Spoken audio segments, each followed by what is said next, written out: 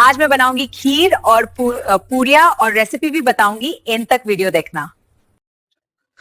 अस्सलाम वालेकुम। तो आज बहुत ही मज़ेदार सी डिश बनाई है। मौसम इतना अच्छा हो रहा था तो बच्चे काफ़ी दिन से फरमाइश कर रहे थे, तो मैंने सोचा आज मौसम भी अच्छा है तो क्यों ना आज ही ये डिश बना ली जाए।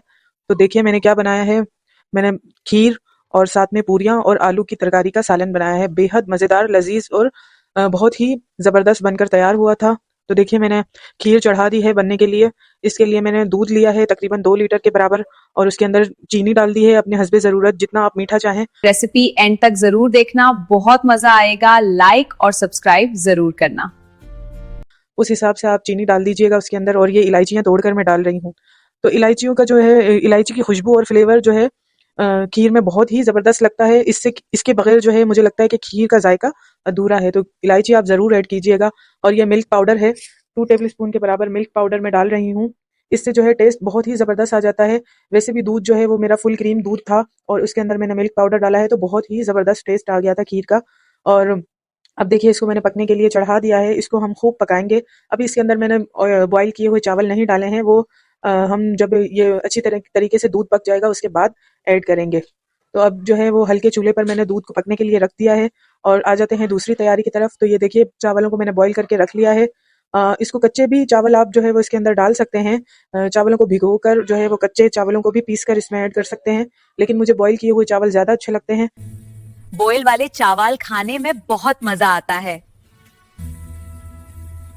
तो मैं उन चावलों को बॉईल कर लेती हूँ, फिर उसको मैं मैश कर लेती हूँ। आप मैश कर लें या ब्लेंड कर लें। मुझे थोड़े-थोड़े से जो है वो मोटे चावल अच्छे लगते हैं इसके अंदर, दानेदार। तो इसलिए मैंने बहुत ज़्यादा ब्लेंड नहीं किए चावलों को, और ऐसे ही मैं डाल रही हूँ। और ये बस पकती जाएगी और ये उसी के अंदर जो है वो इसका फ्लेवर आ जाएगा। तो वक्फे-वक्फे से हम इसके अंदर चम्मच चलाते रहेंगे, क्योंकि ये फिर नीचे ना लग जाए खीर। और अगर एक बार जब खीर नीचे लग गई ना, तो फिर जो है खीर का जायका बिल्कुल बेकार हो जाएगा, एक जलने की स्मेल आ जाएगी। तो हमें जो है वो इसको बार-बार चलाते रहना है ताकि ये नीचे ना लगे। इसका जो है वो खीर को जो है जलने से बचाना है। बिल्कुल हल्के चूल्हे पर पकेगी ये, और बिल्कुल भी और दूसरी तरफ देखिए मैं तैयारी कर रही हूँ आटा गूँधने की। तो आटा ले लिया है मैंने 4 से 5 कप के बराबर। ये नॉर्मल सा जो है आटा है पराठों के लिए जो इस्तेमाल होता है। तो लोग मैदा भी यूज़ करते हैं, लेकिन मैंने मैदा यूज़ नहीं किया। मैंने अपने जो घर के आटा जो हमारे यहाँ आता है उसी से मैंने पूरियाँ बनाई हैं। तो वो मैंने ले लिया है 4 से 5 कप के बराबर। उसके अंदर मैंने 1 टीस्पून के बराबर डाला है नमक डाल दूँगी मैं, और हाफ़ टीस्पून के बराबर चला जाएगा इसमें बेकिंग सोडा। और ऑयल डालूँगी मैं इतना कि जितना ये जो है वो इसकी अच्छी तरीके से बाइंडिंग हो जाए ना। ज्यादा ऑयल मत डालना, सेहत के लिए ठीक नहीं। तो इतना ऑयल इसके अंदर जाएगा, और फिर जो है मैं इसको पानी से गूंद लूंगी। तो आप देख रहे हैं ये अच्छा सा बाउल जो है ये मैंने गुल प्लाजा से लिया है। ये आटा गूंदते हुए मुझे वो यादें याद आ रही थी। आजकल जो है वो सुन रहे हैं हम कि सानिया गुल प्लाजा के बारे में काफ़ी बातें हो रही है, और काफ़ी लोगों का जानी माली नुकसान भी हो गया है। तो बहुत ज़्यादा अफसोस हो रहा है इस बात को। और अभी मैं 2 दिन पहले ही जिक्र कर रही थी अपने बेटे से कि रमज़ान से पहले जो है मुझे जाना है गुल प्लाजा, लेकिन ये सानिया हो गया। तो काफ़ी अफ़सोस हुआ इस बारे में भी। देख रहे हैं, सुन रहे हैं, बेचारे लोगों के लिए जो है वो काफ़ी आज़माइश हो गई है। लोगों की जान और माल दोनों का ही नुकसान हुआ है। तो उनके लिए भी दुआ करनी चाहिए कि उनको अल्लाह पाक सब्र दे। और दूसरा ये कि उनके लिए दुआ करनी चाहिए, और अपने लिए हर वक्त दुआ करनी चाहिए आफ़ियत की, कि अल्लाह पाक हमें हर नागहानी आफ़त से, बलाओं से बचाए। क्योंकि वो लोग भी जो गए थे उन्होंने भी ये नहीं सोचा होगा कि हम आज जा रहे हैं तो ये हमारी ज़िंदगी का आखिरी दिन है। माली परेशानी तो समझ में आता है कि अल्लाह पाक जो है वो उसके उस वो नुकसान जो है वो भर देता है, लेकिन जो जाने जाती हैं वो दोबारा नहीं आती। तो यही सोच रही थी कि जो चले गए हैं इस दुनिया से, अल्लाह को प्यारे हो गए हैं, अल्लाह ताला उनके घर वालों को भी सब्र दे। और दुआ करनी चाहिए हर वक्त अल्लाह पाक से, क्योंकि अल्लाह ताला के नज़दीक दुआ से ज़्यादा मुकर्रम चीज़ कोई नहीं है। और हुजूर पाक सल्लल्लाहु अलैहि वसल्लम ने भी फरमाया है कि दुआ इबादत का मगज़ है। आप सब लोग मेरे लिए भी जरूर दुआ करना। तो अल्लाह ताला से इसका फ़ज़ल मांगा करो, क्योंकि अल्लाह ताला सवाल और हाजत तलबी को पसंद फरमाता है। और सबसे बड़ी इबादत यह है कि सख्ती के वक्त आदमी फराखी का इंतज़ार करे। तो हमें भी यही चाहिए कि अल्लाह पाक से हर वक्त जो है वो आफ़ियत की दुआ करनी चाहिए। जो शख्स अल्लाह ताला से अपनी हाजत का सवाल नहीं करता, अल्लाह ताला इससे सख्त नाराज़ होते हैं। और एक और हदीस में भी आया है कि दुआ से आजिज़ ना हुआ करो, क्योंकि दुआ के साथ कोई हलाक नहीं होता। दुआ मोमिन का हथियार है और दीन का सुतून है, और आसमान और ज़मीन का नूर भी है। जिस शख्स के लिए दुआ के दरवाजे खोल दिए गए हैं, इसके वास्ते रहमत के दरवाजे खुल गए, और अल्लाह ताला से कोई दुआ इससे ज़्यादा महबूब नहीं मांगी गई कि इंसान इससे अपनी आफ़ियत का सवाल करे। तो हमें भी चाहिए कि अल्लाह पाक से अपने लिए, अपने बच्चों के लिए, अपने प्यारों के लिए हर वक्त आफियत का सवाल करना चाहिए। तो यही दुआ है कि अल्लाह पाक सबको, हम सबको, मुझको, आपको, हम सबके घरों को सेहत और आफियत वाली ज़िंदगी दे और हर बुरी बला से, आफत से महफूज रखे। तो इंशाअल्लाह ताला ये देखिए मेरा आटा भी तकरीबन जो है वो गुन चुका है, मैंने गूंद लिया है और इसको मैं हल्के हाथ से जो है वो अच्छी तरीके से मिक्स अप कर रही हूँ और थोड़ा सा इसको और पानी डालकर गूंद लूंगी ताकि ये अच्छी तरीके से स्मूथ हो जाए और इसको रेस्ट दे दूंगी मैं जब तक खीर भी मेरी पक रही है और तब तक जो है वो आटा भी अच्छी तरीके से मेरा वो हो जाएगा, स्मूथ सा हो जाएगा। आलू का सलान बनाना भी अभी बाकी है। अब आलू भी आपको नज़र आ रहे हैं स्क्रीन पर, इसकी मैं बहुत ही ज़बरदस्त सी आलू की तरकारी भी बनाऊंगी। ये डिश मैंने कुकिंग क्लास ली थी, उसमें मैंने सीखा था। तो अब जब भी दिल चाहता है कि हम जो है वो ये डिश बनाएं तो मैं ज़रूर ये सालन भी बनाती हूँ आलू का और घर वालों को बहुत अच्छा लगता है। और मेरी यही आपको एक एडवाइस है कि आप भी ज़रूर बनाइएगा और बताइएगा कि कैसा बना।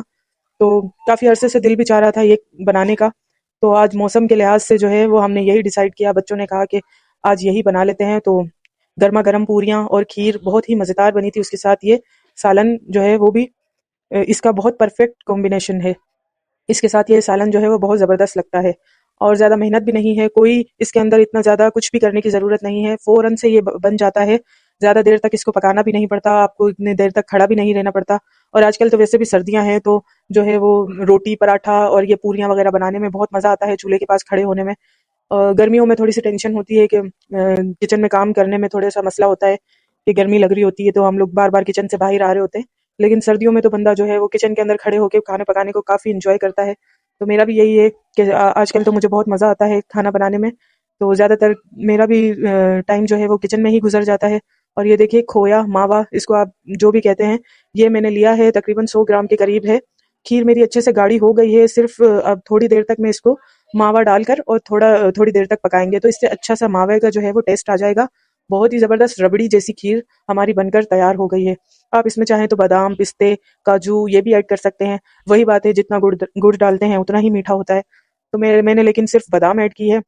आप अपनी मर्जी से जो भी चाहे आप डाल दीजिएगा। कि मजा आ रहा है ना आप सबको रेसिपी देखने में, तो लाइक जरूर करना। अब आ जाते हैं हम आलूओं की तरफ। तो ये जो आलू मैंने बॉईल करके छील कर रखे हुए थे, इसको मैं इस तरह से हाथों से अपने तोड़ लूंगी। आप चाहे तो मैशर से भी तोड़ लें, लेकिन मुझे यही ज़्यादा ठीक लगा क्योंकि मुझे बहुत ज़्यादा मैश नहीं करना है आलू, बस बीच में से थोड़ा सा तोड़ने ही है, बहुत ज़्यादा इसको मैश नहीं करते। तो मैं अपने हाथों से ही इसको कर रही हूँ। अ, इसको इस तरीके से हाथों से जो है वो तोड़ लेंगे और फिर इसके अंदर हम सारे जो स्पाइसेस हैं थोड़े से अलग से हैं, इसके अंदर सारी चीज़ें जाती हैं। तो वो मैं आपको बताती हूँ कि हमने इसके अंदर क्या क्या ऐड किया है और इसका कितना ज़बरदस्त फ्लेवर आया। तो देखिए, अब इसके अंदर मैंने डाल दी है कलौंजी, राई और मेथी दाना, कड़ी पत्ते। इसका बघार मैंने इसके अंदर कर लिया है। और मैं आलूओं के अंदर मैं आपको बताती हूँ कि क्या क्या मैंने डाला है। आलू के अंदर मैंने डाली है कुटी हुई लाल मिर्च, नमक, चाट मसाला, कसूरी मेथी, जीरा धनिया पाउडर भून के कूट के मैंने डाल दिया है और इमली का पेस्ट। ये सब चीज़ें जो है वो इसके अंदर डालकर मैंने हल्के हाथ से मिक्स कर लिया था।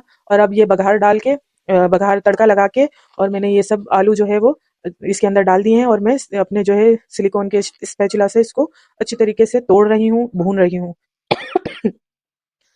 फिर इसके अंदर थोड़ा सा हम पानी ऐड कर देंगे क्योंकि ये बिल्कुल जो है वो अभी इसको हम फ्राई कर रहे हैं। तकरीबन थोड़ी देर तक हम इसको पकने के लिए छोड़ेंगे ताकि इसकी जो स्पाइसेस वगैरह हैं वो अच्छे से पक जाएं, उसका कच्चापन दूर हो जाए। फिर इसके अंदर हम थोड़ा सा पानी ऐड कर देंगे। ये देखिए, आप अपने टेस्ट के अकॉर्डिंग पानी ऐड कीजिएगा, जितना आपको इसकी ग्रेवी रखनी है आप पानी उस उतने ही हिसाब से आप डालिएगा। थोड़ी देर तक हम इसको पकाएंगे। देखिए आप, थोड़ी देर में जितना ये उबल जाएगा इसका पानी, इसकी ग्रेवी, थोड़ी सी देर तक हम इसको पकाएंगे और फिर हम इसके अंदर ऐड करेंगे कॉर्नफ्लोर। कॉर्नफ्लोर हम 2 चम्मच के करीब मैंने डाला है क्योंकि मेरा सालन थोड़ा सा ज़्यादा था। बहुत ज़्यादा कॉर्नफ्लोर नहीं डालना, हमें सिर्फ थोड़ा सा इसको थिक करना है। तो थोड़ा सा इसके अंदर आप कॉर्नफ्लोर भी ऐड कर दीजिएगा।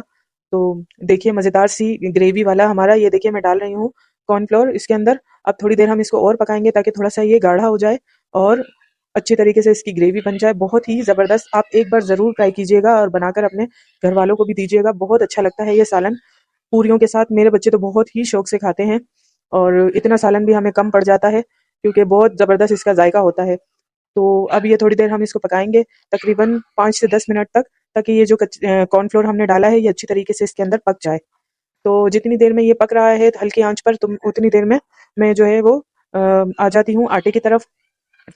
आटा भी जो है वो काफ़ी देर तक मैंने गूंद कर रख दिया था। अब बहुत ही अच्छा स्मूथ सा आटा हो गया है मेरा, बिल्कुल रेडी है पूरियों के लिए। तो अब उसके मैं छोटे-छोटे से पेड़े बनाऊँगी, बहुत बड़ी-बड़ी सी पूरियाँ मुझे नहीं बनानी।